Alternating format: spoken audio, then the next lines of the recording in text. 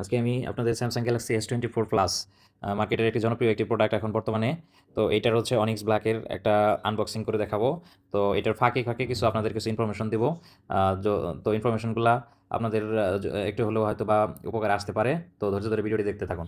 এটা হচ্ছে আমাদের হচ্ছে স্যামসাং গ্যালাক্সি S24 প্লাসের বক্স, অনিক্স ব্ল্যাক যে বক্সটা, এইভাবে এইরকম একটি বক্সেই আসছে ফোনটা।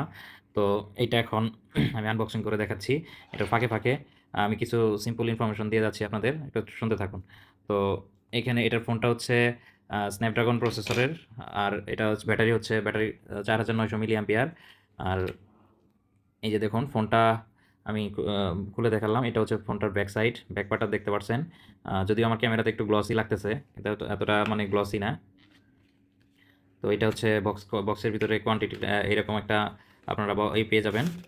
জাস্ট পেপারের একটা বক্স পেয়ে যাবেন। এটার ভিতরে তেমন কিছুই নাই, শুধু হচ্ছে একটা কেবল এবং একটা পিন আছে, যেটা সিম স্লটটা বের করার জন্য একটা পিন দেওয়া আছে।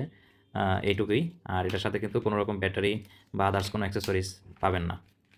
আর সাথে এখানে দেখতে পাচ্ছেন আরেকটা হচ্ছে আপনার ইউজার গাইড ম্যানুয়াল দেওয়া আছে। তো এইগুলাই আর কি বক্সের ভিতরে। তো এইবার আমি আপনাদের কাঙ্ক্ষিত ফোনটি হাতে নিয়ে দেখাচ্ছি।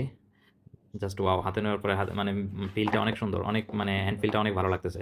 অনেকটা স্মুথ। হাতে মোটামুটি মানে অ্যাডজাস্টেবল। খুব একটা বড়ও না, আর খুব একটা মানে একদম ছোটও না। এরকম আরকি মাঝামাঝি লাগতেছে। ওভারঅল আমার কাছে মনে হচ্ছে হ্যান্ড ফিলটা ভালোই লাগতেছে।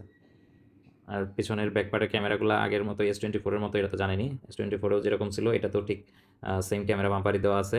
S24 প্লাসে তেমন কোনো চেঞ্জ নাই। এরকমই দেওয়া আছে। তো ফোনটা দেখুন। আমি সাইড পার্টগুলা আস্তে আস্তে ঘুরিয়ে ঘুরিয়ে দেখাচ্ছি। তো এটা ধৈর্য ধরে একটু দেখুন। আর এর ফাঁকে আমি কি আরও কিছু কথা বলে নেই। এটার হচ্ছে ডিসপ্লেটা হচ্ছে 6.7 ইঞ্চিস ডিসপ্লে। আর ডাইনামিক অ্যামোলেড 2x 1440x3120 পিক্সেলের UHD plus 120 hertz refresh rate. Gorilla Glass protection আছে।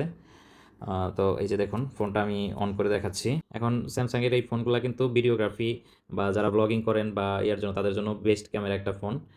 তো এটার ক্যামেরার স্পেসিফিকেশনটাও আমি আপনাদের বলে দিই এই ফাঁকে। এখানে এটা হচ্ছে 50 মেগাপিক্সেল হচ্ছে ওয়াইড অ্যাঙ্গেল প্রাইমারি ক্যামেরা। আর 12 মেগাপিক্সেল হচ্ছে আলট্রা ওয়াইড অ্যাঙ্গেল ক্যামেরা।